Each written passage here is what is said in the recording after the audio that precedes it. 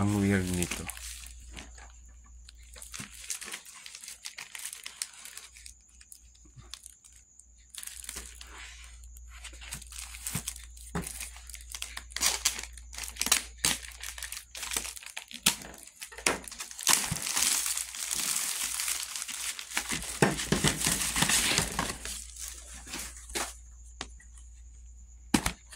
Huwag mong ilayo sa ano. Nakakatuwa ito mga idol. Tingnan nyo. Siya ay kusang maluluto. Hindi namin siya lulutuin sa apoy. Kusa daw siyang maluluto. Ayan. O, tingnan nyo mabuti. Walang apoy. Ayun. Lulutuin namin.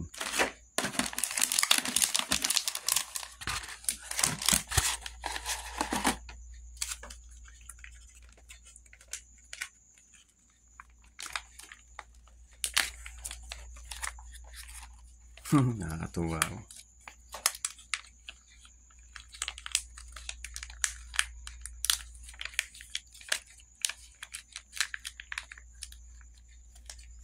Lulutuin po namin ng walang apoy.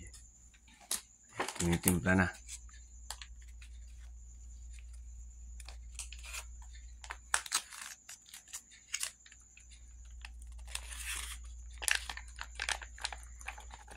Kahit hindi mainit ang ilagay.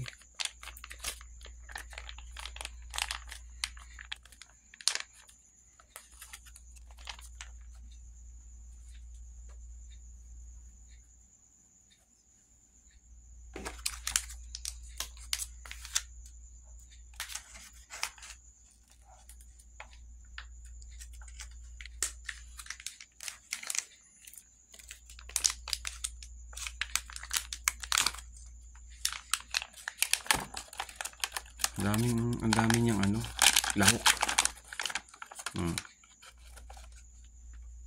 May mga gulay din.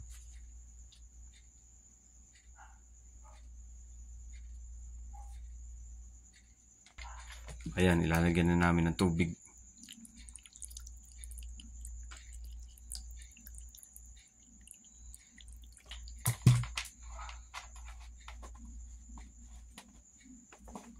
Ayan po, nailagay na lahat ng lahok. Tatanggalin namin yan.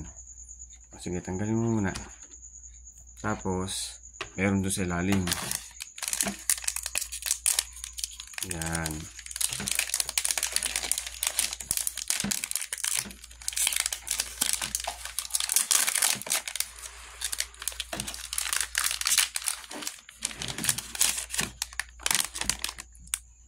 Tapos, lalagyan namin ng tubig.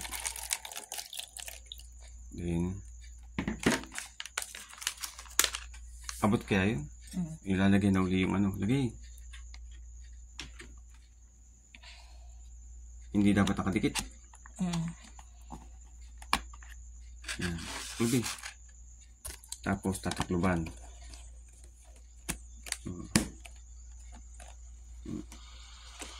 Ayan po. May naririnig kayo. Ayan. Ayan, kita niyan. Umuusok na lang, oh. Wala pong daya yan, walang daya. Kita niyan. Umuusok. Umusok na lang siya. Kita niyo yun, bigla na lang may sumirit na kung ano. Ewan kung ano po yun. Eh, wala pong daya, wala po yung apoy.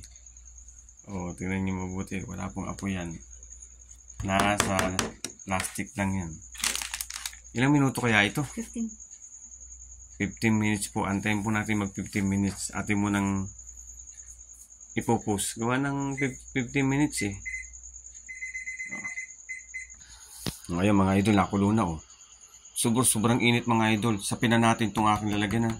Sapin eh. Baka matunaw. Dali. Balik eh. Ayan, nakulo pa rin yan ha.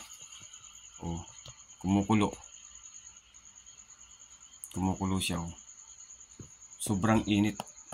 Ano? Matutunaw yung aking plastic na lamesa. Yan oh, init oh. Kita niyo yan? Yan, oh. Nausok. Ito.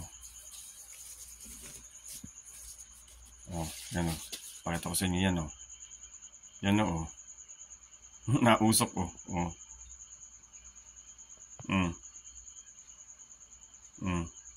Yan. Umuusok. Pero wala yung apoy, ha? Walang apoy, kahoy lang. Ito yung lamesa kong plastic ay matutunaw sa sobrang init. Nagtataka ko lang, nilagyan mo lang ng tubig ay kumulo. Yan ang galing din nung nakaibento na yan. Yan o, pakinggan nyo. Meron siyang kumukulo. 15 minutes siyang sasarduhan kasi nakulo siya ng 15 minutes. Mamaya uli, ha. Ato mo nang i-pause. Ayan na mga idol. Tapos na ang 15 minutes. Matutunaw yung aking plastic na lamesa kung hindi ko tinanggal. Siya parang kung siya sa ng, ayan o. Ayan o. Kita niyo yung mga tubig-tubig na ito.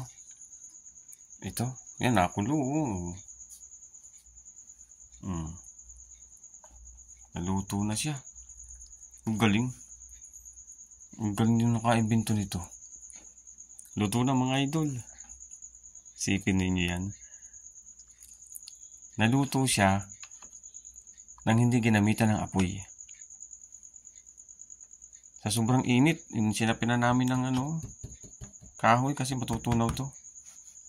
Ayan, payo ko sa inyo mga idol, kung magluluto kayo ng ganito, huwag nyo ilalagay sa plastic.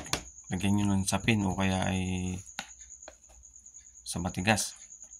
At yun lang po, titikman na namin.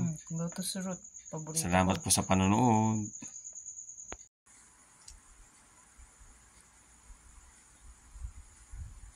Napakasarap po nito. Niluto siya ng hindi siya ginamitan ng apoy. Tikman natin. Mainit pa rin. Ang init. Masarap po siya.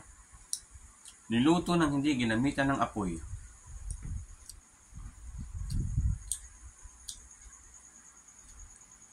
Sarap.